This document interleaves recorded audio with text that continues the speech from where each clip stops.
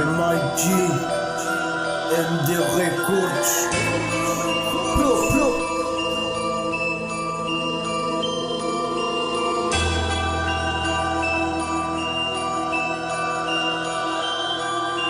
Mente absurda, numa viagem iludida.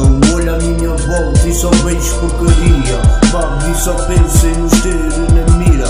Credo desta vida é fodida. Uns morrem com um furo na veia, outros são espancados, torturados na cadeia.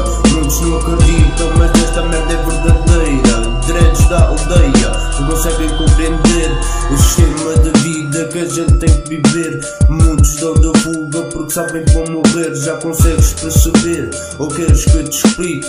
Nada ainda viste, muito menos sentiste. Nada é parecido àquilo que ouviste. Agora ouve a palavra de quem pela bófia já levou chapada. Se pensas que merecia, então não fiz nada. Apenas ia a pé para casa, apanhado no escuro, enquanto o catete defendia-me ao burro. O momento que foi duro, mas nada mudou.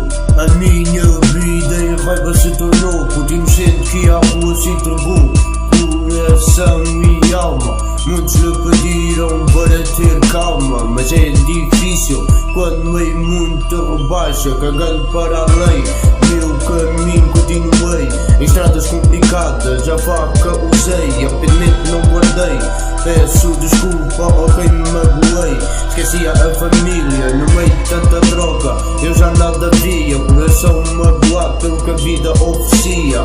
Tinha apenas tristeza quando a fome apertava. Eu lutava pela sobrevivência.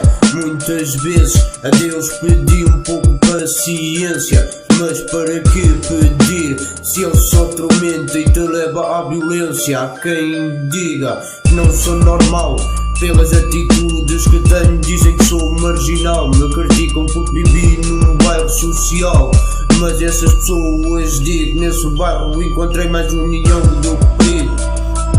Mais união que perigo. É mesmo assim, boy. Muitos criticam a nossa vida, mas nem tudo é como